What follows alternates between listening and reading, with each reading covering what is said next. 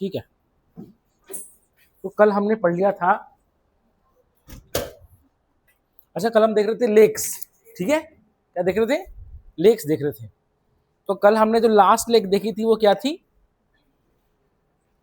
Glacier lake देख रहे थे हम, तो किस तरह से जो है ग्लेशियर से लेक बनती है। अब हम चलेंगे नेक्स्ट, इसी में ही है, लेक्स ड्यू टू, हाँ, लेक्स ड्यू टू, इसी में ही है ग्लेशियर में, morainic damming, lakes due to morainic damming.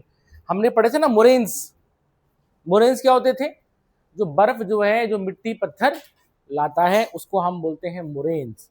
तो लिखेंगे lakes formed, lakes due to morainic damming of valleys, morainic damming of valleys, समझ में आ गया। अब देखें, जैसे मान लेते हैं ये है, ठीक, अब यहां पर मान लेते हैं, सपोज करो यहां पर मोरेन आके इकट्ठा हो गया, मोरेन्स इकट्ठा हो रहा है, ठीक है, तुमको पता ना मोरेन्स क्या होता है, तो मतलब जो है ग्लेशियर जो मिट्टी पत्थर अपने साथ लाता है, तो घाटी में जो है ऐसे करते करते करते मोरेन इकट्ठा होने लग गया, इकट्ठा होने लग गया ऐसे करते करते, और अब हम देखेंगे क्या बन जाएगा, ये बन जाएगी एक, यहाँ पर पानी इकट्ठा हो गया तो ये क्या बन जाएगी, लेक बन जाएगी, समझ में आ गया, ठीक है। तो मोरेनिक डैमिंग ऑफ द वैली, मतलब घाटी जो है इस तरह से होगी, उसने उसको डैम बना दिया, तो बांध बना दिया, ठीक है, जिससे की वजह से वहां पर पानी कलेक्ट हो गया। इज इट क्लियर, ठीक है। तो लिखेंगे इसमें, valley glaciers often deposits, valley glaciers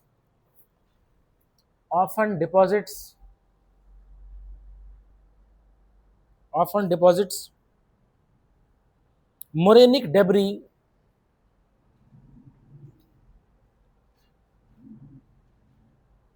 valley glaciers often deposits morainic debris across a valley, so that lakes are formed, so that lakes are formed when water accumulates, when water accumulates behind the barrier, when water accumulates behind the barrier, ठीक है, हिंदी में लिखेंगे, लिखेंगे हिमनद, हिमनद, लिखें moraine मलबे को, मोरेन मलबे को घाटी पर निक्षेपित, घाटी में निक्षेपित कर देती है, घाटी में निक्षेपित कर देती है, जहां पर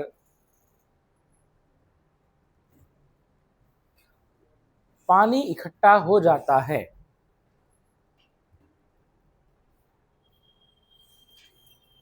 पानी इकट्ठा हो जाता है और झील का निर्माण देखा जाता है, और झील का निर्माण देखा जाता है। तो उसमें लिखेंगे उदाहरण, एग्जाम्पल लिखेंगे lake Windermere, example lake Windermere,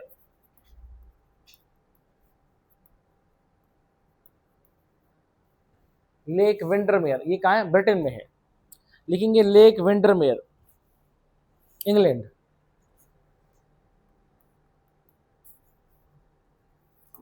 lake Windermere, ठीक है। अब हम चलेंगे नेक्स्ट तरह के जो है लेक्स, ठीक है। तो पॉइंट नंबर 3, पॉइंट नंबर 3, अब देखें लावा से निर्मित लेक, तो लिखेंगे लेक्स फॉर्म बाय, लिखेंगे next lakes formed bye lava,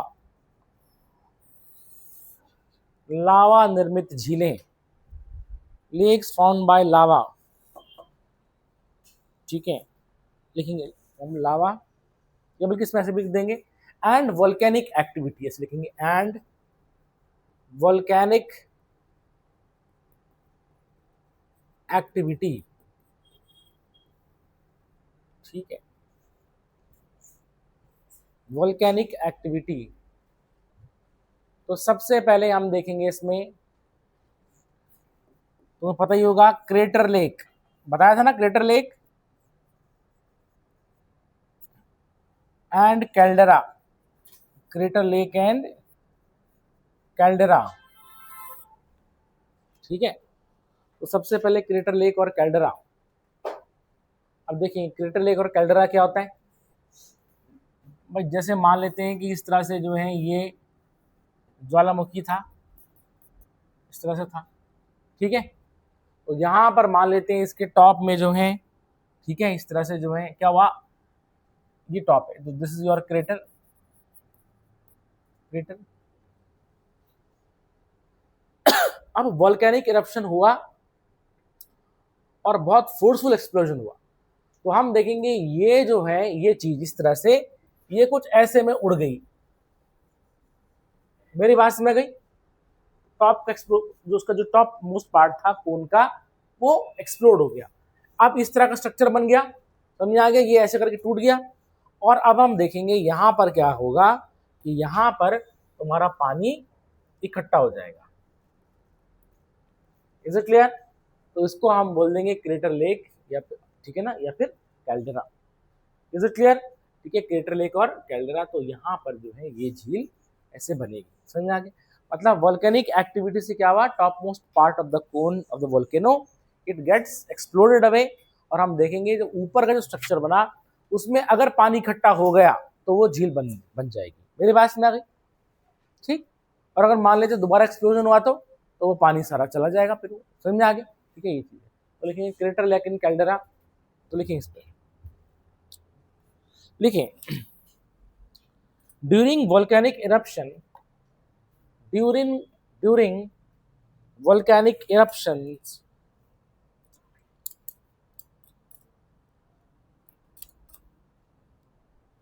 if the topmost part of the volcano, if the topmost part of the volcano explodes away, if the topmost part of the volcano explodes away,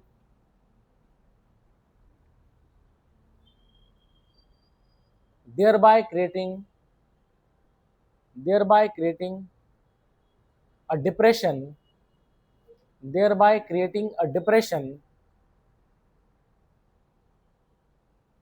and a natural hollow is formed, and a natural hollow is formed, creating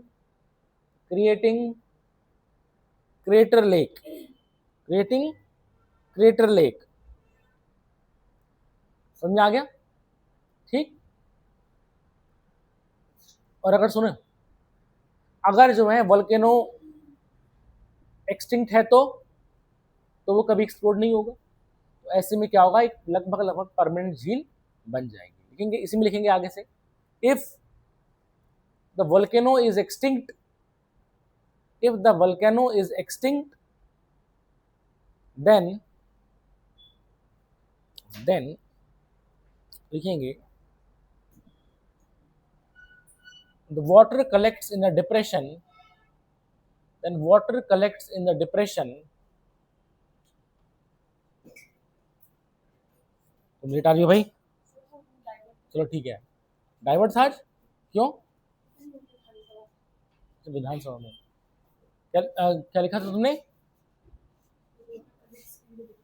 the water collects in the depression and nearly permanent crater lake is formed, oh sorry, nearly permanent, so लिखेंगे, sorry, caldera is formed, example लिखेंगे इसका crater lake in Oregon USA, crater lake in Oregon, crater lake in Oregon USA. लिखें हिंदी में, ज्वालामुखी विस्फोट से, ज्वालामुखी विस्फोट से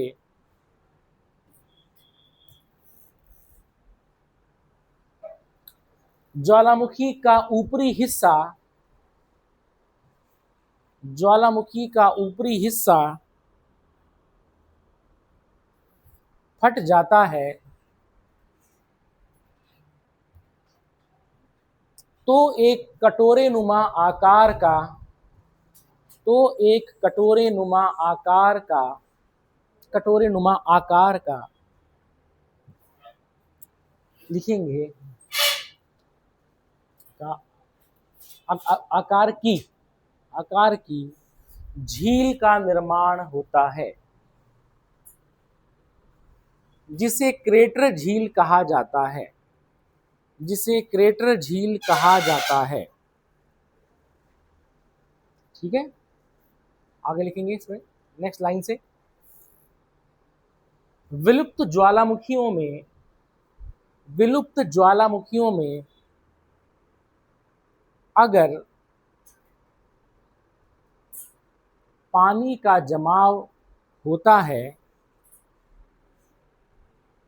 तो वह कैल्डेरा झील का निर्माण करता है, तो वह कैल्डेरा झील का निर्माण करता है। उदाहरण, क्रेटर झील, सॉरी उदाहरण ओरेगॉन, ओरेगॉन संयुक्त राज्य अमेरिका की क्रेटर झील, ओरेगॉन संयुक्त राज्य अमेरिका की क्रेटर झील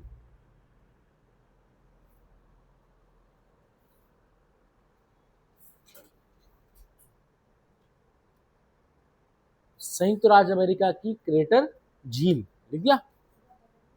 उदाहरण में लिखेंगे ओरेगॉन संयुक्त राज्य अमेरिका की क्रेटर झील, क्रेटर झील लिख दिया रेखा। नेक्स्ट इसी में ये, तो ये था point number 1। Point number 2, point number 2, लावा ब्लॉक्ड लेक्स,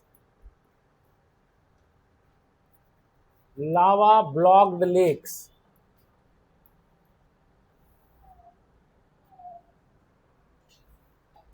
लावा बाधित झीलें। ठीक है, लावा से बाधित झीलें। अब बिल्कुल वैसे ही है, देखो इस तरह से। ठीक है, अब मान लेते हैं इससे लावा निकला, एक्सप्लोड हुआ। ठीक, यहाँ देखो भाई ऑल ऑफ यू, एक्सप्लोड हुआ और ये लावा ऐसे ऐसे करके बहता गया, समझ आ गया, ऐसे करके बहता चला गया और यहाँ पर आकर के जो ये लावा इकट्ठा हो रहा है। मेरी बात समझ गई, ऐसे करके लावा ऐसे करके जो है यहाँ पर इकट्ठा होता चला जाएगा, ऐसे करके ये इकट्ठा होता चला जाएगा। ठीक, और फिर क्या होगा, यहाँ पर जो है, ठीक है, ये एक झील बन गई है। मेरी बात समझ गई।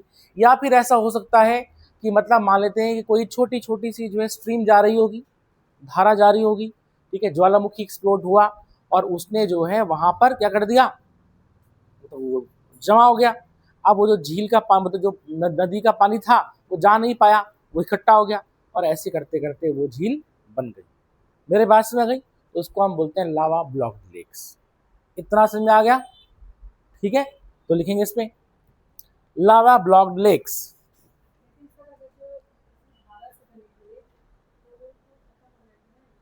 क्या?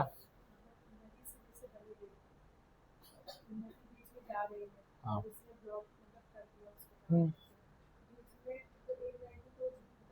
हाँ खत्म हो जाएगी, फिर वो पानी में जाएगी। तो मैं तुम्हें पहले बताया था चैप्टर के पहले शुरुआत में कि झील एक टेम्पररी फीचर होती है, समझ में आएगी, हमेशा नहीं रहती है। ठीक है, लिखें In volcanic regions,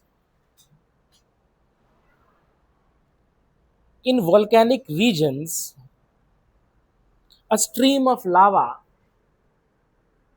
in volcanic region, a stream of lava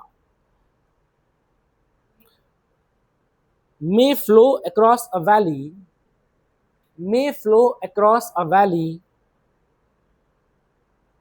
becomes solidified,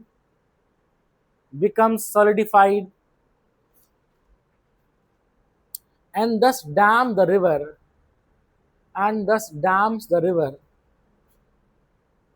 forming a lake, and thus dams a river, forming a lake. Example लिखेंगे,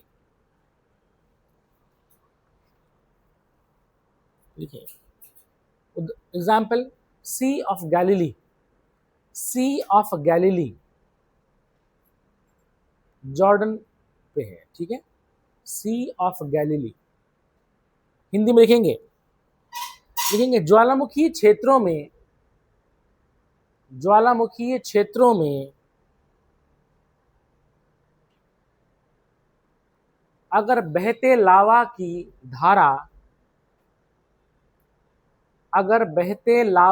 धारा घाटी में प्रवाहित नदी को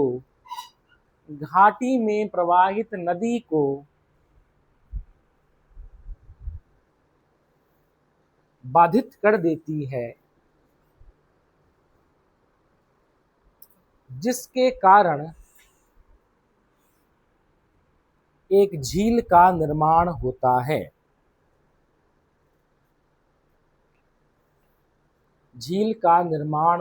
है। उदाहरण के तौर पर लिखेंगे जॉर्डन की sea of Galilee,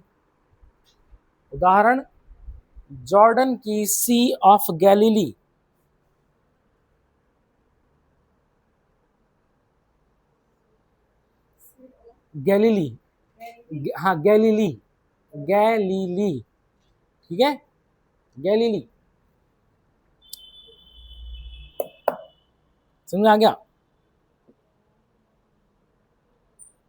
next type की लेक लिखेंगे lakes formed by erosion. Fourth है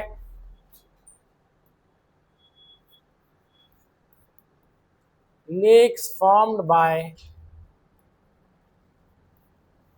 इरोजन, ठीक है, इरोजन मतलब अपक्षय द्वारा निर्मित झीलें। तो सबसे पहले कार्स्ट लेक, अभी हमने कल पढ़ा था ना, शैलो होल्स, सिंक होल्स, ठीक है, तो लिखेंगे कार्स्ट लेक्स, ठीक है, ये चीज इसमें लिखने की जरूरत नहीं है, डेफिनेशन लिखवा चुका हूं तुम्हें, ठीक है। तो पहला हो गया कार्स्ट लेक। अच्छा, ये कहां बनेगी? लाइमस्टोन वाले रीजन में बनेगी, जहां पर चूना पत्थर होगा। मेरी बात में आ गई, ठीक है। लिखेंगे दूसरे तरह का, हाँ ये तो तुमको, हाँ तो फिर वो तो उसको थोड़ा ना पूरा चैप्टर है वो, तुम्हें पता है। दूसरा मतलब जो है जब तुम आती नहीं हो तो फिर जो है फिर, हाँ तो फिर तुम्हें आना चाहिए था। फिर ये वहां झील बनती है जहां पर चूना पत्थर होता है, बारिश का पानी आता है, चूने का पत्थर को घोल देता है और एक डिप्रेशन बन जाता है, एक कैसे कटोरनुमा आकार का वो बन जाता है। बस घोल दिया ना उसमें पत्थर को, चूना पत्थर घोल दिया, तो फिर वो इस तरह से, अब वो फिर क्या बन जाएगी, उसमें पानी इकट्ठा हो जाएगा, तो फिर वो बह के चला जाएगा, और फिर उसमें एक कटोरा जैसे ऐसे टाइप का बन गया, इस तरह का बन गया, ये तो बह के चला गया, और यहाँ पर फिर जो है पानी इकट्ठा हो गया। हाँ, लिखेंगे नेक्स्ट विंड डिफ्लेटेड लेक्स, दूसरा है इस पे wind deflated lakes, wind deflated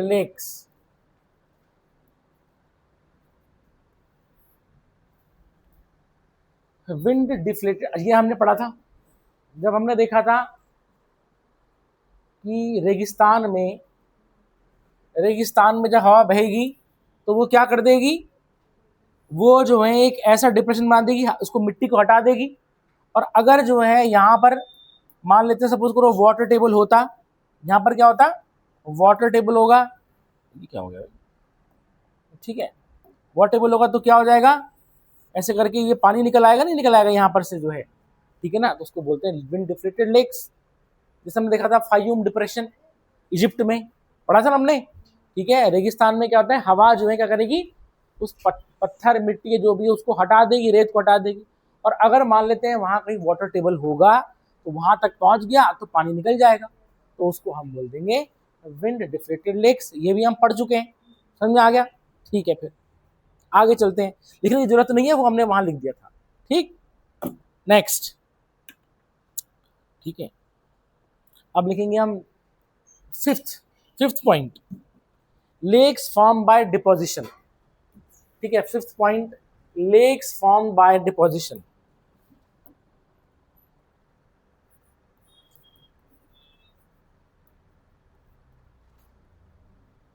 lakes form by deposition. अभी तक तो हम क्या देख रहे थे, इरोजन से देख रहे थे, फिर हम क्या देखेंगे, अब डिपोजिशन से देखेंगे। तो पहला लिखेंगे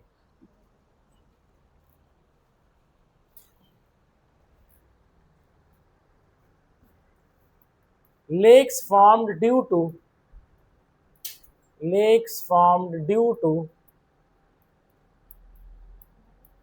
river deposits, lakes formed due to river deposits,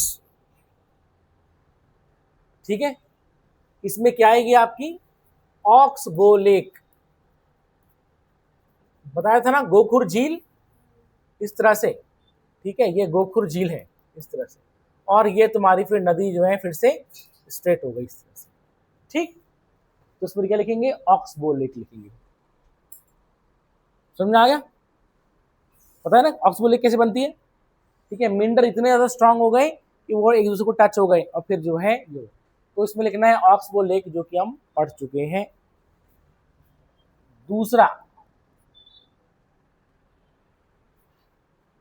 दूसरा बनती है झील जो है समुद्र में बनती है, जिसको हम बोलते हैं लेगून्स, ठीक है ना, मतलब हाँ, तो इसमें लिखेंगे, हेडिंग लिखेंगे इसमें, lakes due to marine deposits, lakes formed due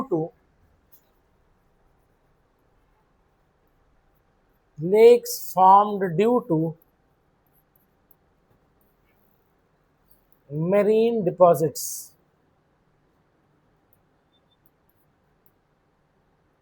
ठीक है, मेरीन डिपॉजिट्स। तो इसमें हम लिखेंगे लेगून्स। अब लेगून्स क्या होता है ये हम अभी नहीं पढ़ेंगे, क्योंकि ये हमारा अलग से चैप्टर है। मेरी बात समझ गई, इसमें बस तुम खाली ऐसे छोड़ दो उसको, इज इट क्लियर, ठीक है। लेगून्स, अच्छा पहली बात है, लेगून्स बनते हैं समुद्र में। कहाँ बनते हैं, समुद्र में बनेंगे ये, ठीक है। हालांकि वो लेक तो नहीं होती है, क्योंकि जो है उसमें समुद्र का पानी आता जाता रहता है, बट फिर भी उसको हम जो है लेक की कैटेगरी में डाल देते हैं। अब लेगून क्या है वो हम बाद में देखेंगे, चैप्टर ना, खारा पानी होता है उसमें, खारा पानी होता है उसमें, ब्रैकिश वाटर बोलते हैं उसको, समझ में आ गया, ठीक है। ये जैसे कि हो गई Chilika lake, Pulicat lake, Vembanad lake, ये सब क्या है, लेगून्स हैं ये तुम्हारे, ठीक है। तो ये हमने तब देखना है जब हम क्या, जब हम वाला चैप्टर देखेंगे, ठीक है। तो lakes formed due to marine deposits, ठीक है। नेक्स्ट, ये चीज है, तो ये हो गया तुम्हारा चैप्टर खत्म, इज इट क्लियर, ठीक है। तो इसमें हमने देखा विभिन्न प्रकार की झीलें, ठीक है, ठीक। अब हम लिखेंगे नेक्स्ट चैप्टर पे चलेंगे हम। अब हम चलेंगे कोस्टल लैंडफॉर्म्स, क्या देखेंगे, कोस्टल लैंडफॉर्म्स, तटीय भू आकृतियां, ठीक है। तो लिखेंगे नया चैप्टर, कोस्टल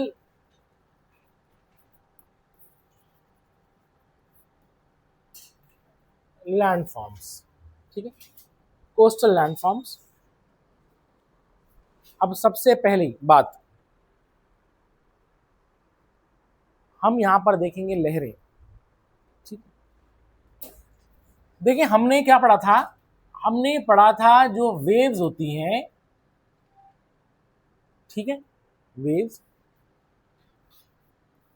दो तरह की होती थी। एक होती थी लॉन्गिट्यूडनल वेव्स, लॉन्गिट्यूडनल वेव्स, और दूसरी होती थी ट्रांसवर्स वेव्स, ट्रांसवर्स वेव्स पढ़ा था हमने। ठीक है, लॉन्गिट्यूडनल वेव्स वो होती थी जहां पर जो है, जैसे ये पार्टिकल्स हैं, कभी ये बहुत पास आ रहे हैं एक दूसरे के, कभी ये बहुत दूर चले जाएंगे, फिर कभी ये बहुत पास आ जाएंगे, फिर कभी दूर चले जाएंगे। तो हम देखेंगे ऐसी वेव्स जिसमें जो है पार्टिकल का डिस्प्लेसमेंट, ठीक है, डिस्प्लेसमेंट और एनर्जी के प्रोपोगेशन के बीच में 0 डिग्री या 180 डिग्री का एंगल होता है, वो वेव कहलाती है तुम्हारी लॉन्गिट्यूडनल वेव्स। पक्का? तो इस तरह से, तो इसमें क्या बनता है, इसमें कंप्रेशन बनता है, रेयरफैक्शन बनता है, कंप्रेशन बनता है, रेयरफैक्शन। कंप्रेशन मतलब जब पार्टिकल्स बहुत पास आएंगे, फिर कभी पार्टिकल्स दूर जाएंगे, इस तरह से। तो ये जब हम सिस्मिक वेव्स पढ़ रहे थे तब हमने वो देख लिया था। ठीक है, सिमिलरली ट्रांसवर्स वेव्स वो वेव्स होती थी कि जिसमें जो है क्या होता था, जिसमें पार्टिकल्स का डिस्प्लेसमेंट और एनर्जी के प्रोपोगेशन के बीच में 90 डिग्री का एंगल बनता था। समझ में आ गया? और हमने देखा था इस वेव को हमने कुछ इस तरह से ऐसे करके हमने देखा था। Is it clear? तो दो तरह की वेव्स है। तो ट्रांसवर्स वेव्स में जो है एनर्जी इधर जा रही है और पार्टिकल ऐसे वाइब्रेट कर रहे हैं। ठीक है, लॉन्गिट्यूडनल वेव्स में एनर्जी इधर जा रही है तो पार्टिकल ऐसे करके वेव कर, उसकी डायरेक्शन में यहाँ के ठीक उल्टे ऐसे करके। क्या तुमको मेरी बात समझ आ रही है? Is it clear? तुम ऐसे क्वेश्चन मार्क से मत देखो, पढ़ा चुका हूँ मैं तुम्हें। ठीक है, ये चीजें हाँ ऐसे देख लो, पता नहीं कि हम तो अभी मंगल ग्रह से आए हैं सर, हमें क्या पता। ठीक है, तो ये हम पढ़ चुके थे। ठीक है, अब हम क्या करेंगे, इन्हीं वेव्स को हम अप्लाई करेंगे जो है कोस्ट पर, तट पर। ठीक है, बात समझ, इसको नोट तो नहीं करना होगा ना? नोट करना है? चलो कर लो, चलो।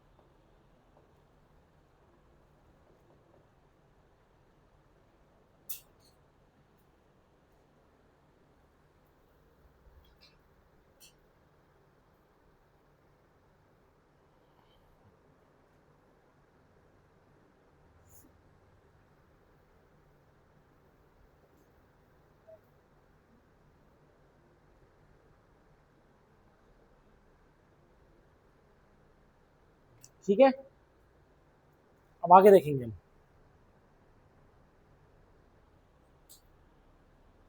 अब देखें, मान लेते हैं कि ये है ओशन, समुद्र है, ठीक है, और यहां हम देखेंगे ये है कोस्ट। ठीक है, ये है इस तरह से है कोस्ट।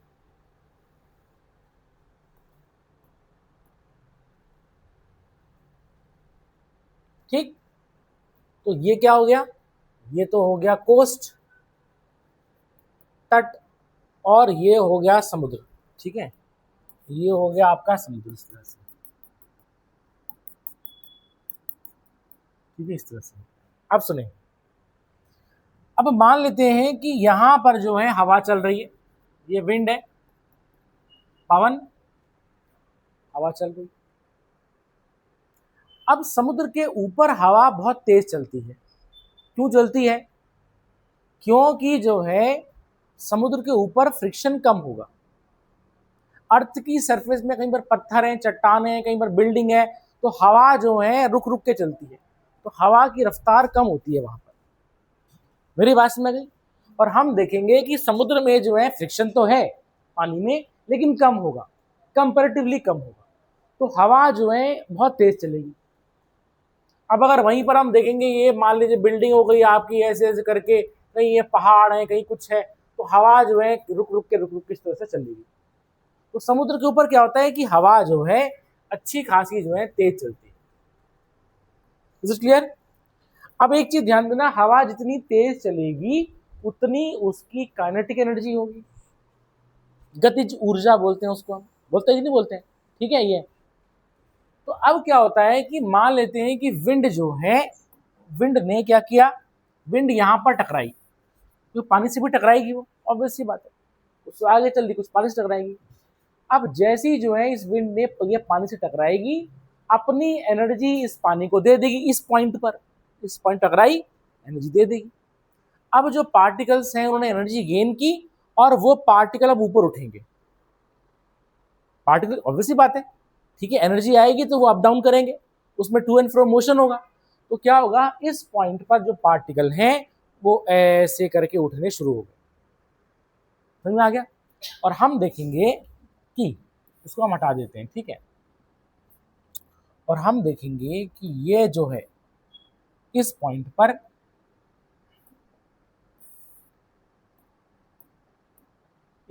पर ऐसे करके जो है ये होगा कि नहीं होगा?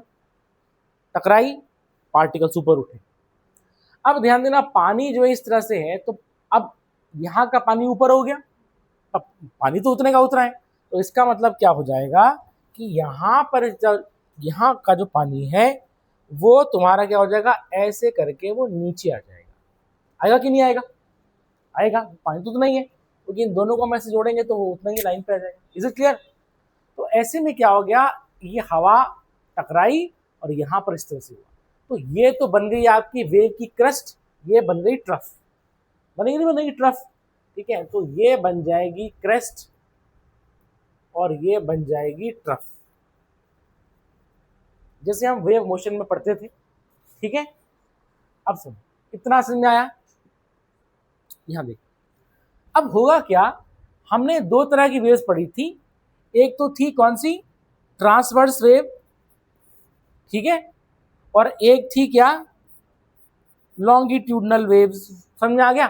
ठीक है, अब समुद्र में जो लहरें उठेंगी, समझ में आ गया, वो किस तरह की वेव होंगी, वहां पर हम देखते हैं कि हवा जब टकराती है पानी से, तो पानी में ये दोनों तरह की वेव्स बनती है, समुद्र की लहरों में ये दोनों वेव्स बनती है।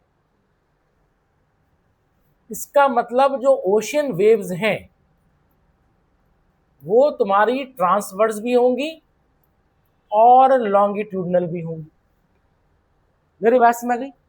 ठीक, अब सुने, सबसे पहली बात यह है कि मान लेते हैं कि कोई पार्टिकल है, वो अगर मैं बोल रहा हूं कि वो ट्रांसवर्स है, तो ट्रांसवर्स में क्या होगा, देखो एनर्जी उधर जा रही है, तो वो क्या होगा, वो ऐसे करेगा नहीं करेगा, अप डाउन करेगा, पार्टिकल ऐसे उठेगा, फिर नीचे जाएगा, फिर ऊपर जाएगा, फिर नीचे जाएगा। ठीक, तो ये तो हो गया हमारा ट्रांसवर्स वेव की कैरेक्टरिस्टिक्स। अब लेकिन अगर मैं बात करता लॉन्गिट्यूडनल वेव की बात करता, तो एनर्जी यहां जा रही है, तो पार्टिकल कैसे जाता, पार्टिकल कुछ इस तरह से जाएगा, ऐसे नहीं जाता, ऐसे में जाता, और ये तुम्हारी एनर्जी आगे बढ़ रही है। इतना समझ आ रहा है? ट्रांसवर्स होगा तो वो ऊपर उठेगा इस तरह से और एनर्जी आगे बढ़ रही है, ठीक है, और लॉन्गिट्यूडनल होगा तो ऐसे करके जो है वो पार्टिकल होगा। ठीक है, अब मैंने कहा कि जो ओशन वेव्स हैं वो ट्रांसवर्स प्लस लॉन्गिट्यूडनल दोनों है, वो दोनों फॉलो करेगी। अब ध्यान देना, जब दोनों फॉलो करेगी तो क्या देखा जाएगा कि जैसे जो ये पार्टिकल ऊपर उठ रहा है, गौर से देखना, पार्टिकल ऊपर उठ रहा है, ये जो है ये वाली फोर्स इस पार्टिकल को टोटल ऊपर नहीं उठने दे रही है, अपनी तरफ हल्का सा घुमा देगी। मेरी बात को समझ इसको समझ जाना, ठीक है। मतलब ये पार्टिकल ऊपर उठना चाह रहे हैं, मेरी बात में ऐसे जाना चाह रहे हैं, लेकिन क्या होगा इसमें हम देखते हैं लॉन्गिट्यूडनल कैरेक्टरिस्टिक भी देखी जाएगी। तो क्या होगा, पार्टिकल ऐसे, देखो या तो पार्टिकल ऐसे जाएगा या तो पार्टिकल ऐसे में जाएगा। अब क्या होगा, जैसे ये पार्टिकल ऐसे उठेगा तो ये वाला फोर्स जो है इसको इधर खींचेगा। तो क्या होगा, ये इधर इधर न जाकर के, हमने पढ़ा होगा ना वेक्टर, तो ऐसे में क्या हो जाएगा, ये यूं मूव करेगा। यहां पर ध्यान देना, ये लिटरली ऐसे में मूव करेगा। Is it clear? ऐसे ऐसे मूव करेगा। अब ध्यान देना, यहां पर क्या होगा कि जब ये मैक्सिमम, ये पार्टिकल ट्रांसवर्स वेव में अपनी मैक्सिमम दूरी पर जाएगा, और हमने देखे यहां पर आकर के ये इस तरह से ये यहां पर आ गया, मैक्सिमम दूरी पर आ गया। अब उसके बाद क्या होगा, ये नीचे आएगा। क्यों? क्योंकि ये पार्ट, अब देखो ना, क्योंकि ट्रांसवर्स वेव है, नीचे आएगा। तो क्या होगा कि ये चीज जो है यहां पर आने के बाद जब ये नीचे आ रहा है तो अब ये पार्टिकल नीचे की ओर मूव, ये पार्टिकल नीचे की ओर मूव करेगा। मेरी बात समझ गई? क्या करेगा? नीचे की ओर मूव करेगा। तो ऐसे में हम देखेंगे ये कुछ इस तरह से ऐसे में मूव करेगा। Is it clear? ध्यान देना, यहां पर पार्टिकल लिटरली मूव कर रहा है, हिल रहा है अपनी जगह से। उसके बाद ये जैसे यहां आया तो ये फोर्स इसको इधर खींचेगी, खींच रही है, लेकिन ये वाली फोर्स अब उसको इधर भी खींचेगी। तो ऐसे में ये पार्टिकल जो है नीचे आकर के मैक्सिमम दूरी पर आएगा और फिर ऐसे में आएगा। मेरी बात समझ गई? मतलब पार्टिकल ने ऐसे उठना था, ऐसे उठना था, तो वो क्या होगा, वो ऐसे जाएगा। क्यों? क्योंकि वो दोनों के दोनों जो है इस तरह से ऐसे में जाएगा। मेरी बात समझ गई? अब वो जो है ट्रांसवर्स वेव्स में मैक्सिमम दूरी पे वो जाता, वो जाएगा, लेकिन देना सीधा ऊपर नहीं जाएगा, वो ऐसे कर्व पाथ में जाएगा। इस प्रकार जो है जब ये पार्टिकल नीचे की ओर जाएगा तो अब ये सीधा नीचे की ओर नहीं जाएगा, क्योंकि ऑब्वियस सी बात है, क्योंकि मतलब पार्टिकल जो है अभी भी इसमें ये वाला फोर्स लग रहा है, बट क्योंकि पार्टिकल नीचे की ओर मूव करेगा तो ये आगे की ओर बढ़ेगा, लेकिन ये अब डाउन में जाएगा।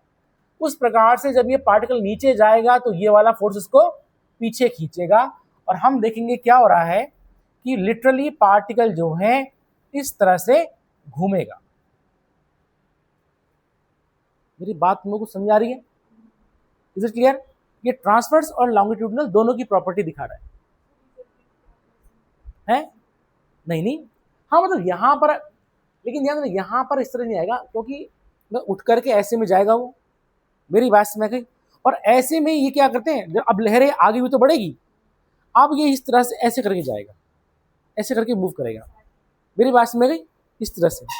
Is it clear? जैसे साइकिल का पहिया है, हम जो गाड़ी चला भी रहे हैं और साइकिल का पहिया आगे भी बढ़ रहा है, बढ़ रहा नहीं बढ़ रहा इस तरह से, तो ये चीज होगी। तो ध्यान देना, यहां पर ऐसा लग रहा है कि ये जो पार्टिकल है ये जो है अपनी ऑर्बिट में घूम रहा है, ऐसे लगेगा। मेरी बात समझ गई? ठीक है। तो ऐसी वेव्स जिसमें क्या होगा, ट्रांसवर्स और लॉन्गिट्यूडनल दोनों दिखते हैं, ठीक है, इनको हम ऑर्बिटल वेव्स भी कहते हैं। क्या कहते हैं? ऑर्बिटल वेव्स कहते हैं। तुम्हारे एग्जाम में आएगा कि जो है ओशंस में वेव्स किस प्रकार की होती हैं। Option 1 transverse, option B longitudinal, option C transverse and longitudinal both, मतलब A and B both, and D none. तो समझा, ए एंड बी बोथ, या फिर वो ट्रांसवर्स और लॉन्गिट्यूडनल ना दे करके वो बोल देगा ऑर्बिटल वेव्स, तो तुम बोलोगे ऑर्बिटल वेव्स। क्यों ऐसा लगेगा, वो अपनी किसी कक्षा में घूम रही है, अपनी ऑर्बिट में घूम रही है। तो समुद्र में उठने वाली लहरें जो हैं वो कैसे शो करेंगी, वो लिटरली जो है पार्टिकल कुछ इस तरह से वो क्या करेगा, ऐसे करके वो मूव करेगा। मेरी बात तुमको समझ आ रही है? इस तरह से मूव करेगा। अब ये लहर ध्यान देना, ये लहर आगे की ओर बढ़ेगी, क्योंकि जब लहर उठती है वो तट की ओर बढ़ती है, तो ये पूरा सिस्टम जो है आगे की ओर बढ़ेगा। तो अब हम देखेंगे कि पूरा सिस्टम जो है अभी यहाँ था, अभी जो है ये ऐसे में आ जाएगा। मेरी बात समझ गई? इस तरह से, पहले यहाँ था, अब यहाँ शांत हो गया, अब यहाँ पर जो है ये सर्कुलेट करेगा इस तरह से, और ये पूरा का पूरा सिस्टम किधर की ओर बढ़ेगा, टुवर्ड्स द कोस्ट की ओर बढ़ेगा। तो समुद्री लहरें ऑर्बिटल और क्या कहते हैं कि लॉन्गिट्यूडनल और ट्रांसवर्स दोनों होती हैं, या उनको हम ऑर्बिटल वेव्स कह देंगे। मेरी बात समझ गई? Is it clear? ठीक, इसको नोट करो।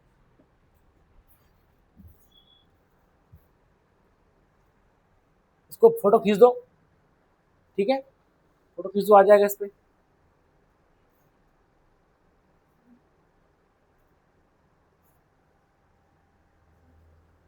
दोस्तों नहीं आ रहा ना? हाँ हाँ, बोलो, कुछ पूछ रहे हैं?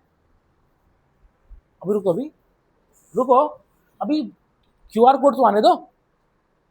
फोटो मतलब क्यूआर कोड आएगा ना, फोटो खींच दोगे वो क्यूआर कोड हो जाएगा, फिर उससे तुम पढ़ लेना। Is it clear?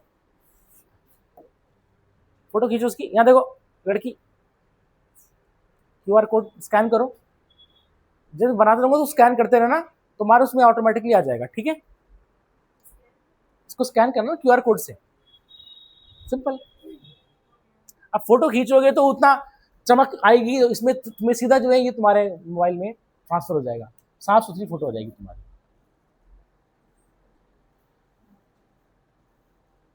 हो गया? आ गया है ना? ठीक है, इज इट क्लियर? ये फिर से, ओहो, ठीक है, हाँ तो एक एक करके वो बनाने से अच्छा तो है कम से कम उसको वो कर लो तुम, ठीक है? वो गलती से फिर से खुल गया मुझसे, ठीक है? देखें, इतना समझ में आ गया? खुल गया? हाँ देख लो, फिर अच्छा नहीं आया फिर?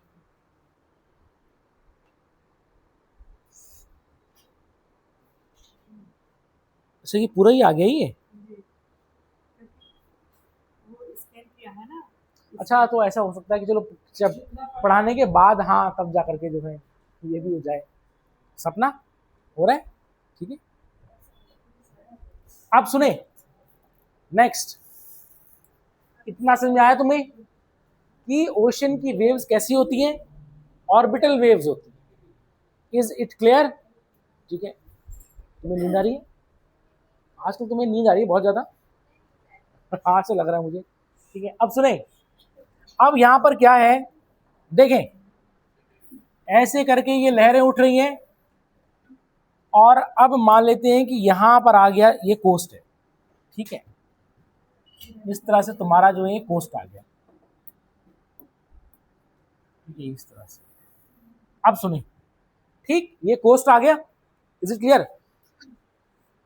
अब देखें यहां पर क्या हो रहा है, क्या यहां पर पार्टिकल ऐसे नहीं मूव कर रहे हैं, ऐसे मूव कर रहे हैं? पार्टिकल कैसे मूव कर रहे हैं? ऐसे मूव कर रहे हैं, इज इट क्लियर? पक्का? अब देखना, ऐसे घूम रहे हैं वो पार्टिकल्स, घूम रहे हैं। अब होगा क्या, जैसे ही कोस्ट आएगा, यहां देखो ऑलरेडी, जैसे ही कोस्ट आएगा तो अब क्या होगा कि ये जो पार्टिकल हैं, अब ये इधर आ गया, ठीक है? तो ये जो पार्टिकल्स हैं ये इससे किससे टकराएंगे?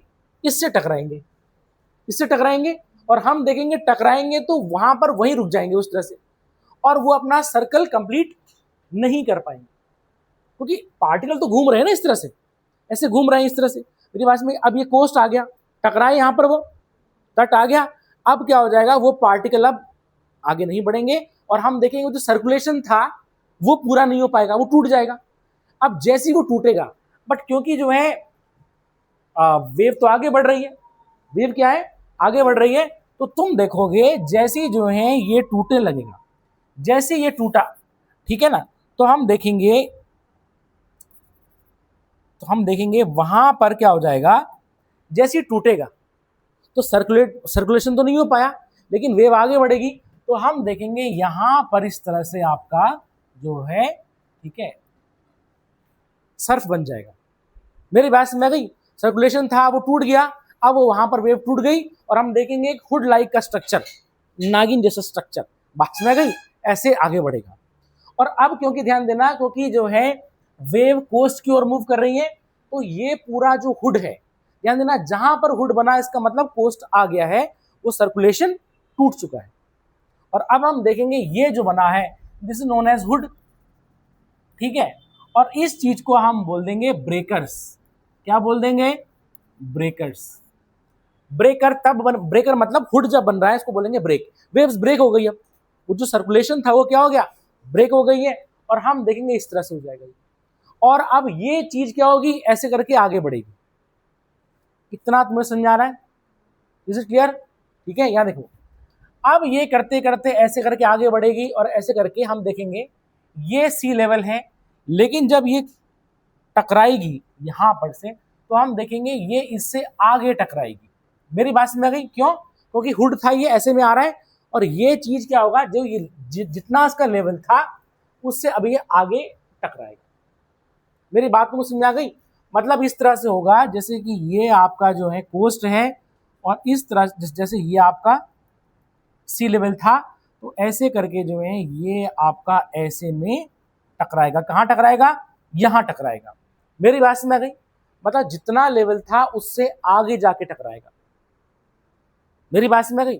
लेवल यहां तक था और ये ऐसे में यहां टकराएगा और हम देखेंगे, तुमने देखा होगा जैसे कि रेत में जैसे हम कुछ नाम लिखते रहते हैं, ठीक है, फिर लहर आती है, समझ में आ गया? इस तरह से आता नहीं आता? ठीक है ना, ये चीज है। तो क्या होता है कि वो आगे बढ़ती है। अब ध्यान देना, ये आगे बढ़ती हुई लहर जो है, मान लिया आगे चट्टान है, मिट्टी है, उससे टकराएगी और इरोजन करेगी। क्या करेगी? इरोजन करेगी। समझ में आ गया? ऐसे आई, टकराई, टकराई, इरोजन करेगी। Is it clear? तो अब ध्यान देना, जब ये टकराएगी यहां पर से, इसको हम बोल देंगे स्वॉश। क्या बोल देंगे? स्वॉश। समझ आया? Is it clear? भाई आपने नाम लिखा, सपोज किसी का गर्लफ्रेंड बॉयफ्रेंड का नाम लिखा अपना, और लहर आई और लहर आकर के धुल के चली गई, इरोजन होगा। ठीक है, आगे इरोजन हो गया, नाम मिट गया। Is it clear? बात समझ आ गई? अब सुने, ठीक है, नाम मिटा फिर दूसरे का नाम लिख दो। ठीक है, हाँ, अपना कोई लिखता है, समझे? सुने भाई, इज इट क्लियर? तो ध्यान देना, वो जो आगे टकरा रही है उसको हम बोलेंगे स्वॉश। और स्वॉश क्या करेगा? स्वॉश ही इरोजन करेगा। क्या करेगा? इरोजन करेगा। और जो चट्टान है वो उसको ऐसे करके बार बार उस पर स्ट्राइक करेगा और उसको अंडरमाइन करेगा, उसको तोड़ेगा। इसका मतलब हम देखेंगे वेदरिंग को इनिशिएट करेगा। और अगर मान लेते हैं, जैसे मैंने तुम्हें बताया था कि मान ले कोई चट्टान है और इसमें एक जो है दरार पड़ रखी है, तो अब जब ये पानी अंदर जाएगा तो क्या होगा? एयर को कंप्रेस करेगा, समझ आ गया, और ये दरार बढ़ती रहेगी। बताया था ना हमने, ठीक है ना, ये चीज है। तो ऐसे में चट्टान टूटती रहती है, तो इरोजन क्रिएट करेगी। और ऑब्वियसली बात है, लहर जितनी बड़ी होगी उतने फोर्स से टकराएगी।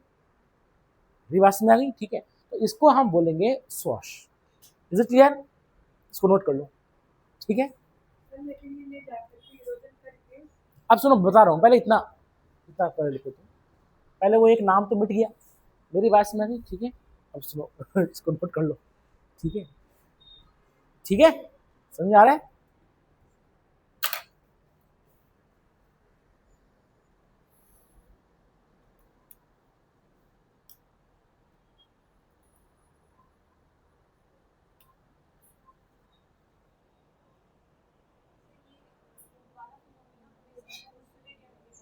तटवर्ती, हाँ बिल्कुल, हाँ कोस्ट में।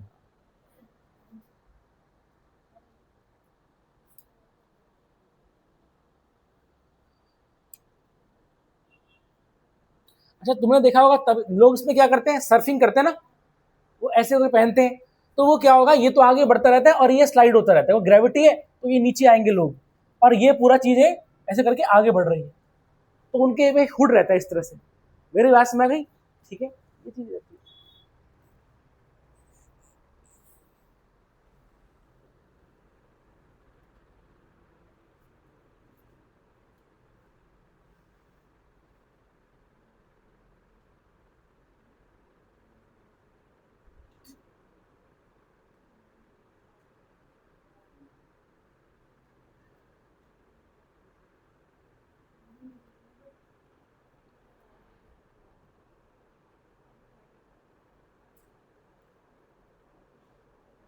Is it clear?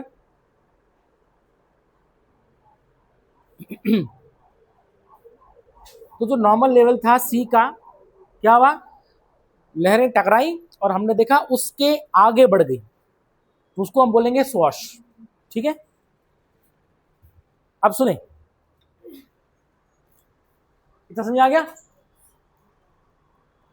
अब देखो क्या होगा। हाँ, लिख दिया? छूट गया?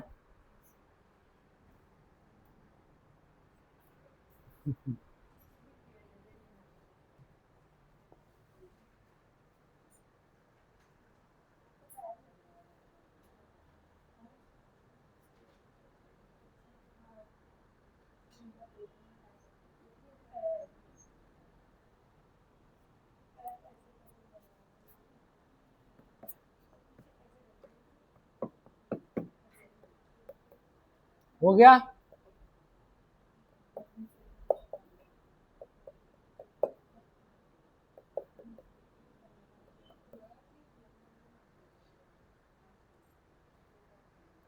लिखेंगे।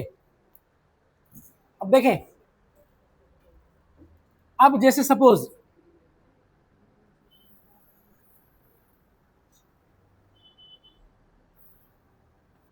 यहां देखें, तो हमने देखा वो जो था वो तो खत्म हो गया, जिससे टकराया, और हमने देखा क्या हुआ, स्वॉश हुआ। अब लेकिन क्या है कि इसके पीछे भी तो वेव चल रही है। अब क्या होगा कि जब ये होगा तो अब क्या होगा कि ये जो पानी यहां गया था उसको वापस अपनी ओर खींचेगा। मेरी बात समझ गई? क्यों? क्योंकि जो है क्रस्ट के साथ ट्रफ भी तो बनना है। अब तो ट्रफ कैसे बनेगा? ट्रफ इस तरह से नहीं बनेगा, इस तरह से। तो क्या होगा, यहां पर से जैसे इतना लेवल था पानी का, और हमने देखा स्वॉश हुआ, इस तरफ हुआ, स्वॉश इस तरफ हुआ।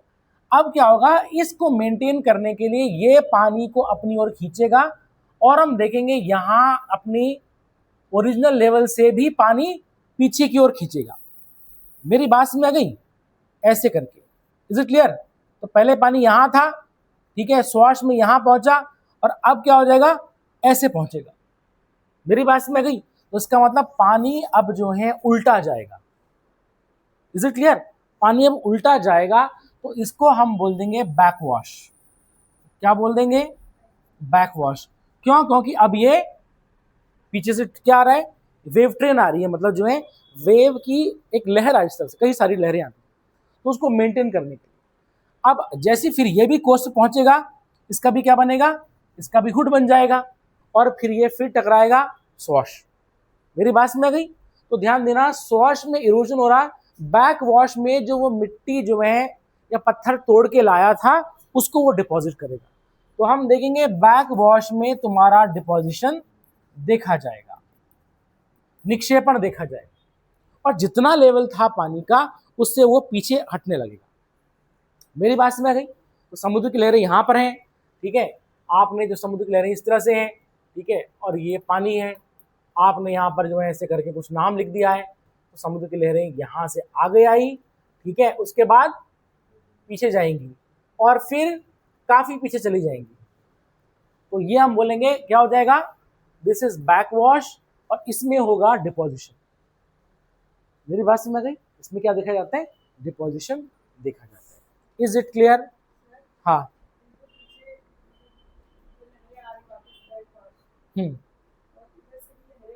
हाँ।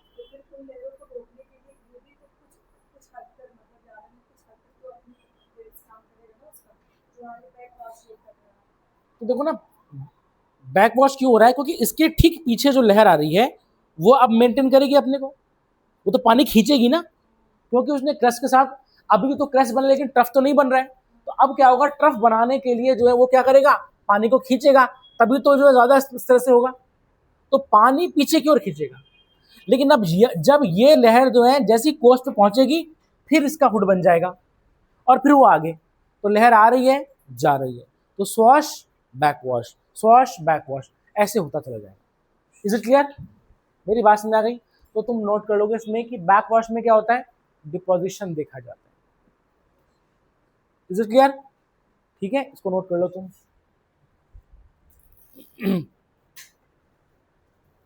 ठीक।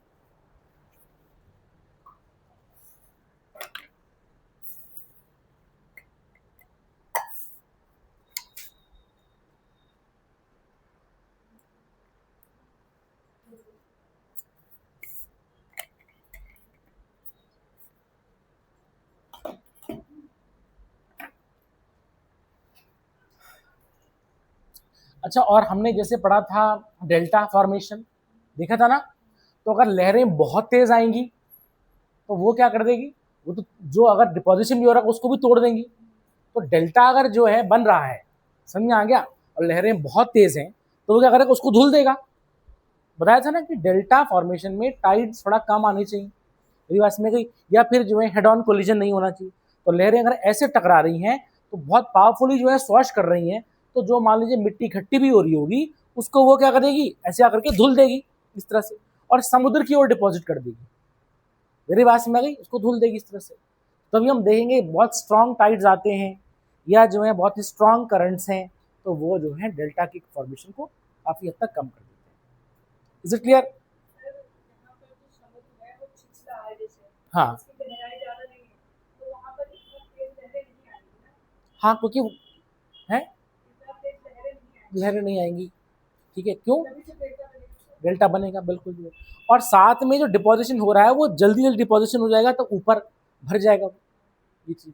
बता ना, समुद्र अगर गहरा है तो उसमें क्या हो जाएगा, दिक्कत हो जाएगी उसको बनने में। ठीक, अब सुने, इज इट क्लियर? तो ध्यान देना, स्वॉश है तो क्या होगा, इरोजन, और एक होगा बैक वॉश में क्या होगा, डिपोजिशन। ठीक है, अब सुनो, अब लेकिन क्या है कि इस तरह से जैसे ऐसे ऐसे करके जो है, ठीक है, ये कुछ इस तरह से जो है ये हो रहा है, और ये तुम्हारा जो है कोस्ट है, ठीक है, दिस इज कोस्ट, तट है। अब लेकिन ध्यान देना, इसके इस तरफ कैसा है, पानी ऐसे जा रहा है, पानी ऐसे जा रहा नहीं जा रहा है, इस तरह से जा रहा है, ठीक। और यहां हमने देखा था वो तो खत्म हो गया था, तभी तो हमारा वो क्या बन गया था, हुड बन गया था। होता क्या है कि जैसे जैसे करके हम समुद्र की तरफ जाते हैं, समझ आ गया, तुम देखोगे कि पानी ऐसे में आ रहा है, ठीक है, लेकिन समुद्र के नीचे जो है तुम देखोगे एक उल्टी धारा बहती है ऐसे में। मेरी बात समझ आ गई? ठीक है। और होता क्या है कि जैसे करके समुद्र गहरा होता चला जाएगा तो ये जो फोर्स है ये स्ट्रांग होता रहता है, क्योंकि ऑब्वियसली बात है कोस्ट पे इसकी वेलोसिटी थोड़ी सी फ्रिक्शन के कारण कम होती रहती है। तो जैसे जैसे करके तुम समुद्र में आगे बढ़ते चले जाओगे तो ये जो उल्टी जो धारा बह रही, समझा, क्योंकि क्या होता है कि कंटिन्यूस ट्रेन आती है, इसको बोलते हैं वेव ट्रेन। ट्रेन के डब्बे होते हैं ना, चुक चुक चुक एक तरह से एक दूसरे के पीछे, बात समझ गई? तो वो क्या होता है कि ऐसे करते करते हम देखेंगे कि पूरा ऐसा लगता है कि उल्टी दिशा में एक धारा बह रही, और जब हम समुद्र की तरफ जाएंगे ये स्ट्रांग होता चला जाएगा, क्योंकि पानी उतना ही तेजी से जो घूमेगा। Is it clear? ठीक है ना। तो अब क्या होगा कि ठीक उल्टी दिशा में जो है एक ऐसे करके हम मान सकते हैं, ऐसे मान सकते हैं कि एक उल्टी दिशा में करंट फ्लो कर रहा है, इसको हम बोलते हैं अंडरटो। क्या बोलते हैं? अंडरटो। तो पता है क्या होता है टो? टो मतलब खींचना होता है, खींचना। ये बोलते हैं गाड़ी टो करके ले जाओ, है ना, ठीक है ना, गाड़ी पंचर हो गई तो वो आता है, टोइंग व्हीकल आता है तो वो गाड़ी टो कर ले आता है, तो इस तरह से वो कहते हैं खींचता है। तो हम देखेंगे अंडर टो का मतलब है समुद्र के अंदर जो है, जो ठीक उल्टी डायरेक्शन में, समझ आ गया, ये करता है खींचता है अपनी ओर। मेरी बात समझ आ गई? ठीक है, तो इसको बोलेंगे हम अंडर टो। और जैसे करके हम समुद्र की ओर बढ़ते रहेंगे अंडर टो स्ट्रांग होता रहेगा, समझ आ गया। तभी तुमने देखा होगा कोस्टल रीजन में बोल देते हैं कि भैया हाँ उतने आगे उससे जाना अलाउड नहीं है समुद्र में। मेरी बात समझ गई? ठीक है, इससे जाना आगे अलाउड नहीं, क्यों? क्योंकि जो है हम तो जा रहे हैं, तो एक टाइम पे ऐसा आता है कि मतलब अंडरटो इतनी स्ट्रांग हो जाती है वो तुम्हें अपनी ओर खींच लेगी, और खींचेगी क्या, वो तुम्हें जो है सीधा ऐसे लगेगा तुमको इसने तुम्हारा टांग पकड़ा और नीचे खींच दिया तुम, क्यों? क्योंकि वो अंडर फ्लो कर रही हो तुम्हारी, मेरे। और इसमें बड़े से बड़े तैराक धराशायी हो जाते हैं, क्यों? क्योंकि कितना ज्यादा फोर्स है, तो तुम्हारा वजन कितना है, 100 किलो होगा ज्यादा से ज्यादा, समझ आ गया। लेकिन अंडर टू की कितनी स्ट्रांग होती है, तभी बोलते हैं उससे आगे जाना मना है, क्योंकि स्ट्रांग फोर्स हो जाती है, ठीक है ना। वहां तक तो ठीक है, उसके बाद जो है अंडर टू बहुत स्ट्रांग हो जाती है। और मैक्सिमम केसेस में लोग समुद्र में बहते इसी वजह से। क्यों बहते हैं? क्योंकि वो बोलते हैं अरे हमें कुछ नहीं होता, हम तो बड़े बड़े तैराक हैं। ऐसा कुछ नहीं होता, समझ आ गया। तुम ऐसे जाओगे और तुम्हें लिटरली जब तुम यहाँ तक पहुंचोगे तुम्हें लगेगा कि तुम्हें किसी ने खींच दिया अंदर। मेरी बात समझ आ गई? ठीक है, इसको बोलते हैं अंडर, और इसमें बहुत लोग मारे जाते हैं। Is it clear? ठीक है, ये चीज उसको नोट कर लो। है ग्रेविटी का रोल उतना देखा नहीं जाता जितना हम देखते हैं कि वो जो फोर्स है उसका ज़्यादा देखा जाता है, ठीक है ना। क्योंकि वो देखा, ध्यान देना कैसे हो रहा है, वो ऐसे ऐसे पार्टिकल यू में आ रहे हैं, तो मतलब वो ऐसे ऊपर से नीचे की ओर आ रहे हैं, तो मतलब तुम्हें ऊपर से इस तरह से नीचे की ओर खींचेंगे तुम्हारे। और जब हम तुम समुद्र के अंदर जाते रहोगे तो वो बढ़ता रहेगा इस तरह से, इस तरह से। मेरी बात समझ रही, ये चीज ठीक। तो उसको डायग्राम बना देंगे, under to.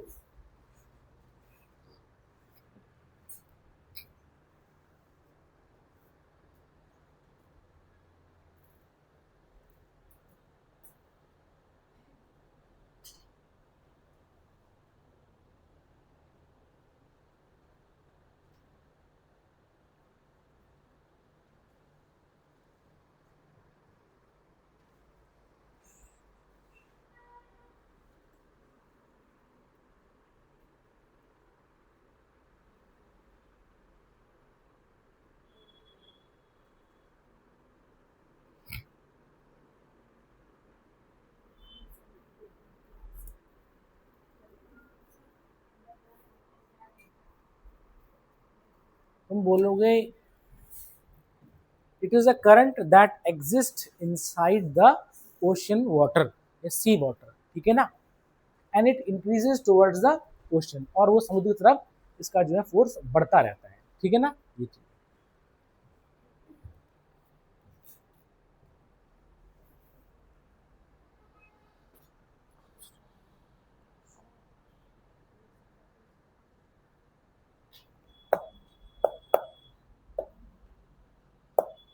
So,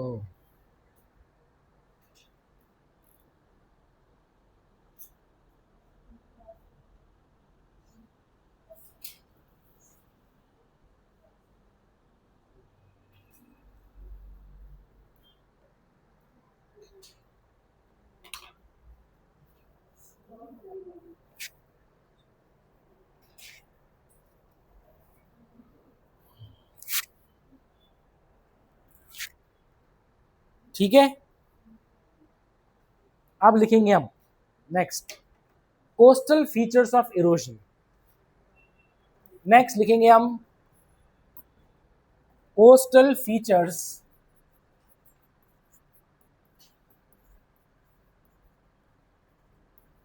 of erosion. तो देखेंगे इरोजन के कारण जो कोस्टल फीचर बन रहे हैं, समझ में आ गया। तो सबसे पहले हम देखेंगे,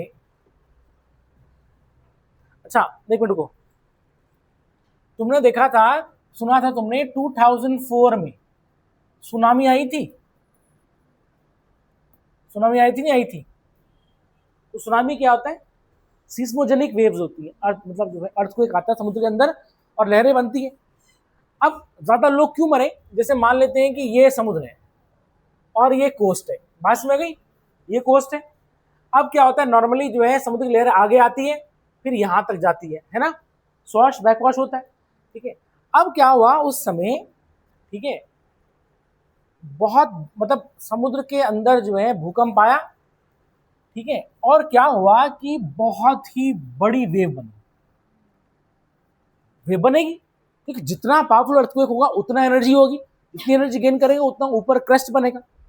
अब हुआ क्या कि जो है ये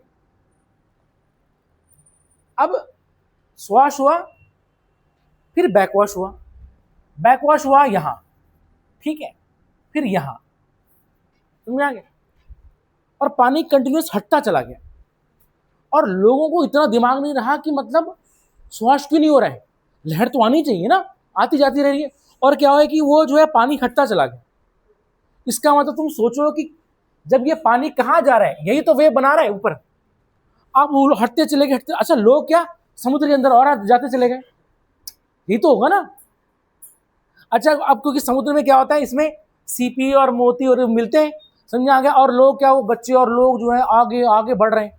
अब उनको इतना नहीं कि मतलब जो है श्वास भी तो होना चाहिए, ये पानी जा कहाँ रहा है आखिर, और करते करते वो समुद्र में हम देखते हैं कि बहुत आगे तक चले गए। मेरी बात समझ रही, ठीक है, मतलब इतना लिटरली ऐसे करके नीचे उतर रहे हैं लोग और खुश हो रहे हैं, और कोई समझ आ गया, कोई कैमरे उस समय मोबाइल खेल कैमरे से फोटो खींच रहा है, और क्या हुआ कि वो अचानक से फिर वो इतनी, उन्होंने कहा ये क्या है, जब तक वो समझ पाते, समझ आ गया, पूरा जो है मर गए, तभी तो मरे हजारों लोग, समझ आ गया। तमिलनाडु के ही कोस्ट में हजारों लोग मर गए, समझ आ गया। ये तुम्हारे वहां पर इतना थाईलैंड हो गया, इंडोनेशिया, मलेशिया में तो पूछो मत, ये वैसे में ये चीज होती है। तो मतलब स्वाश होना था, स्वाश तो हुआ नहीं। और बैकवॉश इतना ही नहीं कि एक जगह पे रुक रहा है, बैकवॉश हो रहा है, पीछे जा रहा है पानी, जा रहा है। मेरी बात समझ रही, ठीक है। इतने तो लोग मरे। अब ऑब्वियसली बात है, हम अगर देखते हैं, अगर लोग वहीं पर रहते तो शायद उतने नहीं मरते, मतलब मरते तो सही लेकिन उतने नहीं मरते ना, क्योंकि बहुत समुद्र के बीच में जा रहे हैं आप, समझ आ गया। तो उसमें फिर वो लोग, इज इट क्लियर? ये दिक्कत है यहाँ। हाँ हाँ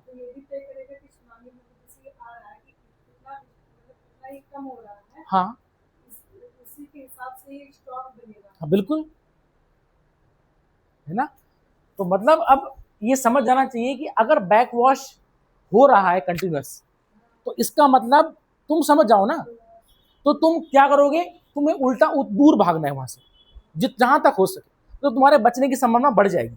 अगर तुमने देखा कि ऐसा होता है ना, स्वाश बैकवॉश, स्वाश बैकवॉश, और बैकवॉश हुआ, ठीक है ना, या तो पानी वहीं रुक गया, मेरी बात में गई, या धीरे धीरे जा रहा है, समझ आ गया। तो जितना हो सके दौड़ लगाओ और उल्टी दिशा में भागो। और जो समझदार थे वो तो उल्टी दिशा में भागे, हालांकि नुकसान तो उनका भी हुआ, बट हम देखेंगे थोड़ा कम नुकसान हुआ, वो तो बिल्कुल जहां तक हो सके वो भागे। और क्या हुआ पता है, जैसे कहीं पर कोई कोस्ट है, कहीं पर कुछ, वो समुद्र खाली होता चला गया, मेरी बात में गई। और जो लोग थे वो देख रहे हैं, मतलब मेरी बात में गई। और जो कोस्ट गार्ड थे, कोस्ट होते ना तटरक्षक, अब वो मतलब वो एक्सपीरियंस, मतलब क्या होता है कि पता सभी को होता है, पढ़ा सभी नहीं होता, लेकिन प्रैक्टिकल एक्सपीरियंस होता है। पढ़ा तो उन्हें नहीं होगा, क्लास में तो पढ़ते ही है, लेकिन क्या है कि वो भी समझ नहीं पाए कि यार क्या हो रहा है, समझ आ गया। अब जितने भी वो समझ पाते तो फिर, मेरी बात समझ गई। अब सिस्टम क्या कर दिया है कि सुने, जैसी यहां पर समुद्र में इस तरह के जो है ऐसे कुछ बायंट, समझ आ गया, इस तरह से कुछ, ठीक है, ऐसे लगा दिए हैं समुद्र में, इज इट क्लियर। इस तरह से जो है ये मॉनिटर करने के लिए समुद्र के बीच में, समझ आ गया। सुनामी के बाद इंडियन ओशन में, समझ आ गया, तुम्हारा बे ऑफ बंगाल, यहाँ पर समुद्र के बीच बीच में ऐसे करके ये टावर लगा रखे, ये फ्लोट करते रहते, मेरी बात समझ गई, ठीक है। अब क्या होता है कि जो है ये फ्लोट करेंगे, लहरें उठ रही हैं। अब अगर बड़ी लहर उठी, मेरी बात समझ गई, बड़ी लहर उठी, इसका मतलब सुनामी है। तो जैसे वो लहर उठेगी तो to to to to activate होगा, और ये जो है ऊपर है सैटेलाइट्स, मेरी बात समझ गई, उसको सिग्नल भेजेगा, और वहां से सिग्नल जो है सीधा तुम्हारा, मेरी बात चौ चौ चौ चौ साइन बजने लगेगा। तो हम देखेंगे इस तरह से क्या होगा, थोड़ा समय मिल जाएगा, मतलब जैसे ये बहुत ऊपर उठा तो सिग्नल ये एक्टिवेट होगा, ठीक है, टू टू टू, और वो क्या सैटेलाइट को भेजेगा, और सैटेलाइट सीधा जो है कोस्ट पे जो है, ठीक है, वो रिसीवर को भेजेगा, मेरी बात समझ, और तुरंत होगा ये काम। तो क्या होगा कि ऐसे में जैसे ही सायरन बजने लगेगा, तो जो जहां पर है वो उल्टा जो है भागेंगे, तो हम देखेंगे ऐसे में नुकसान काफी हद तक कम होगा। तो अब तो ये ऐसे, ये इसको हम बोलते हैं, ठीक है ना, ये तुम्हारे जो है समुद्र के बीच में जो है टावर्स, टावर क्या है, ये फ्लोटिंग टावर्स हैं, ठीक है ना, मतलब ये तैरते रहते हैं इस तरह से, ऐसे करके, हल्के हैं ये, ठीक है ना, बट इनका कनेक्शन सीधा कहाँ से, सेटेलाइट से, और ऐसे सब जगह। Is it clear? ये चीज,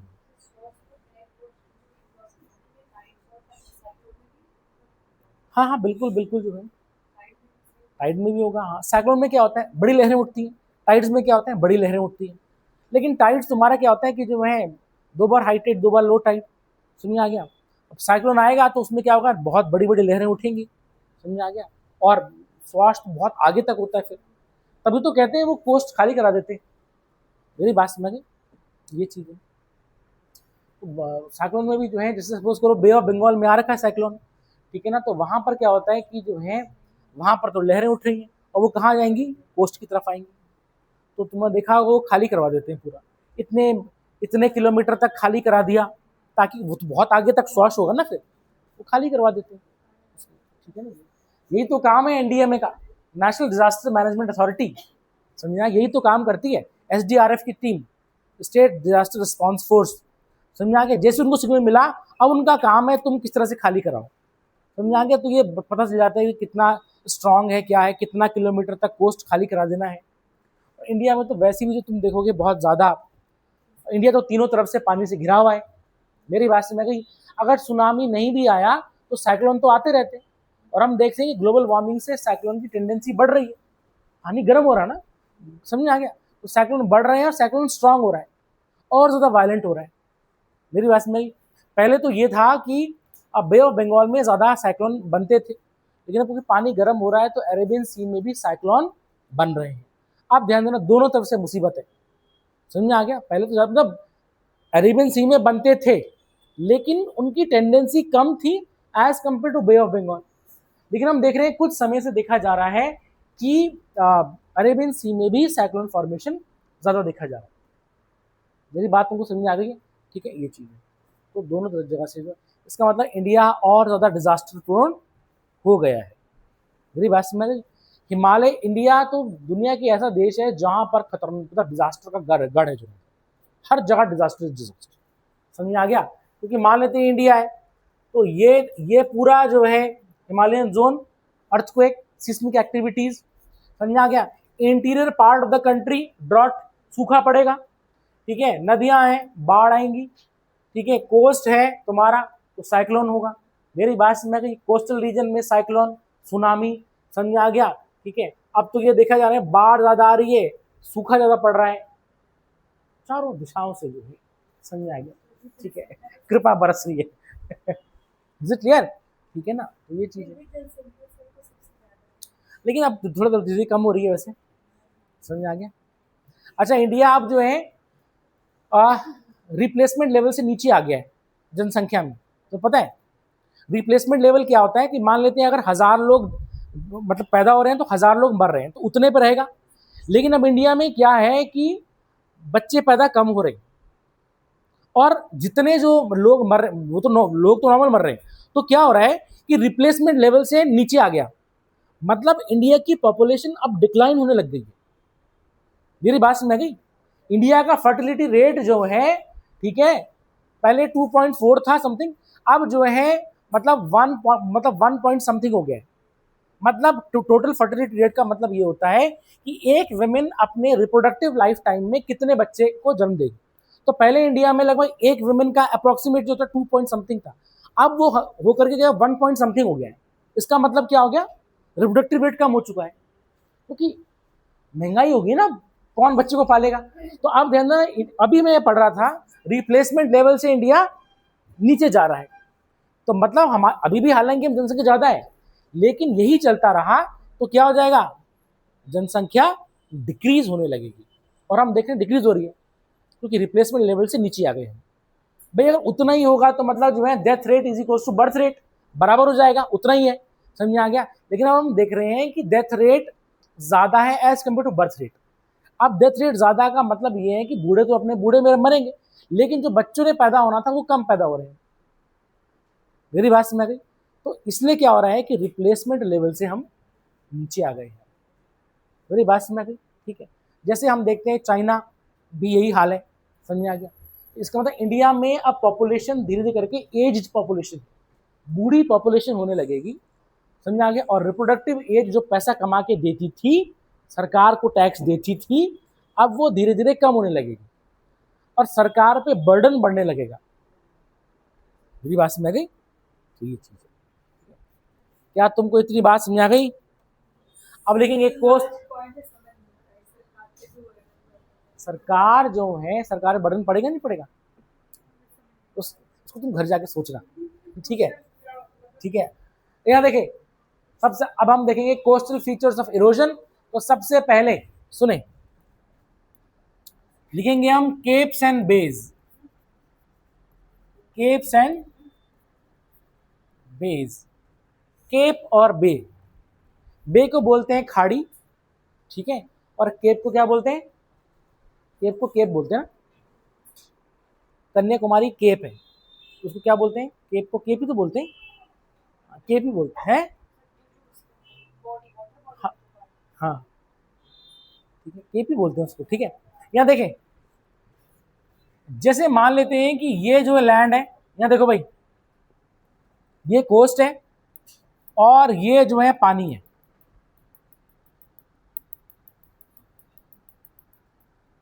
ठीक है। और ऐसे मान लेते हैं कि ये मान लेते हैं तुम्हारा हार्ड रॉक है और ये सॉफ्ट रॉक है। फॉर एग्जाम्पल यहां भी मैं एक सॉफ्ट रॉक बना रहा हूं, ठीक है, soft rock. Is it clear? Hard rock, soft rock. अब समुद्र की लहरें आएंगी तो स्वॉश इरोजन करेंगी, ठीक है। अब हमने पढ़ रहे हैं किस, क्या इरोजिव फीचर पढ़ रहे हैं हम, समझ आ गया? तो अब क्या होगा कि जो है ये दोनों पत्थरों को तोड़ेंगी और दोनों पत्थरों को तोड़ेंगी तो हम बोलेंगे हार्ड रॉक्स थोड़ा कम टूटेगा, सॉफ्ट रॉक थोड़ा आसानी से टूटेगा। तो हम देखेंगे कुछ समय बाद जो है कुछ ये जो स्ट्रक्चर है इस तरह से, ये कुछ स्ट्रक्चर कुछ इस तरह से पहुंच जाएगा, ऐसे करके पहुंच जाएगा। मेरी बात समझ गई? मतलब ये चीज कोर्स जो है पीछे की ओर हटता चला गया, क्यों? क्योंकि इरोजन हो गया और ये हार्ड रॉक था, ये थोड़ा यहीं पर ही रह गया। Is it clear? भाई कभी इस तरह से रहा होगा ना, कभी ऐसे रहा होगा, ऐसे बताया था मैंने। ये जैसे ये लाइन है ए बी और ये लाइन है ए बी। अब क्योंकि समुद्र की लहरें आ रही है, वो उसने काटना शुरू कर दिया, तो पत्थर को काटते काटते काटते, जमीन काटते काटते अब वो इस लेवल पे पहुंच गया। मेरी बात समझ गई? ठीक है। अब क्योंकि यहां पर क्या था, हार्ड रॉक था, तो हार्ड रॉक का इरोजन थोड़ा कम होगा, सॉफ्ट रॉक इरोजन हो गया। तो हमने देखा सॉफ्ट रॉक वाला रीजन जो है पीछे आता चला गया। Is it clear? और अब हम देखेंगे पानी कहां पर पहुंच गया, यहां तक पहुंच गया। इतना समझा है मेरी बात तुमको? पता चला मैं डायग्राम क्या बनाया? ठीक है। तो ऐसे में जो है ये जो बनेगा इसको हम बोल देंगे बे। क्या बोल देंगे? बे। और ये वाला जो पोर्शन है इसको हम बोलेंगे केप। समझ आ गया? केप कॉमरिन, कन्याकुमारी, समझ आ गया? केप ऑफ गुड होप, समझ आ गया? केप वर्ल्डे। Is it clear? ऐसे करके बहुत सारे केप हैं। तो सुने, केप को हम प्रोमोंट्री भी कहते हैं, प्रोमोंट्री। इसको हम हेडलैंड भी बोलते हैं, हेडलैंड्स। समझ आ गया? कई नाम है।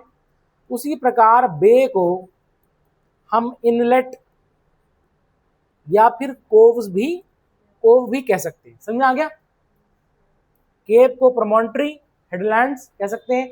हेड का मतलब सर, इसका सर इस तरफ है, ठीक है। बे को हम इनलेट या कोव भी कह सकते हैं, गल्फ भी कह सकते हैं। बे और गल्फ, बे एंड गल्फ।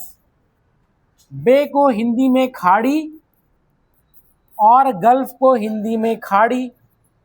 होता कि नहीं होता है? पर्शियन गल्फ, फारस की खाड़ी, बे ऑफ बंगाल, बंगाल की खाड़ी। बट क्या होता है कि इसमें डिफरेंस कुछ है नहीं, लेकिन जो है बे थोड़ा सा वाइड होगा और गल्फ थोड़ा संकरा सा होगा, भाई इतना डिफरेंस है। अब कितना संकरा होगा ये कहीं नहीं दे रखा है। तो जैसे पर्शियन गल्फ संकरा है, बे ऑफ बंगाल चौड़ा है, गल्फ ऑफ मेक्सिको संकरा है। मेरी बात समझ में? ठीक है। हडसन बे चौड़ा है। केप तो सिंपल, केप तो ये जो लैंड हो गया इस तरह से, इसको बोलेंगे केप। केप को हिंदी में मुझे नहीं पता, ठीक है। केप को केप ही तो बोलते हैं हिंदी में, है अंतरीप। हाँ तो होता होगा अंतरीप। फिर लिखो, इसको नोट कर लो।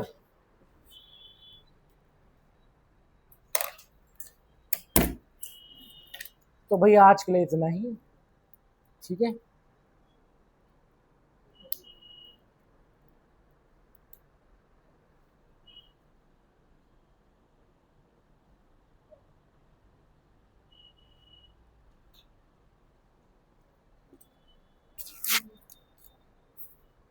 अंतरीप हाँ, तो होगा, पता नहीं।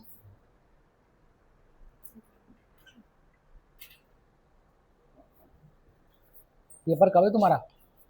है भाई, यूपीएससी का पेपर कब है? ये वाले ना संडे को? हाँ भाई, पढ़ लेना भाई। ठीक है। कितने लोग दे रहे हैं यूपीएससी इस बार? दे रहे तुम? ठीक है। क्या पूछा था तुमने?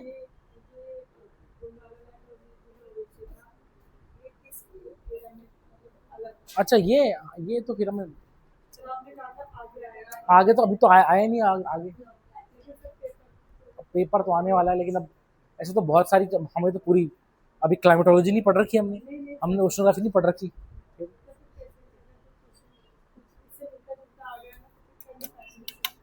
चलो मैं तुम्हें एक फोटो स्टेट दे दूंगा, तुम्हें उसमें फोटो स्टेट दे दूंगा, ठीक है, उसमें तुम्हें बता दूंगा। हाँ ठीक है, मैं तुम्हें दे दूंगा, ठीक है। ठीक है चलो फिर, ठीक है, क्लास है।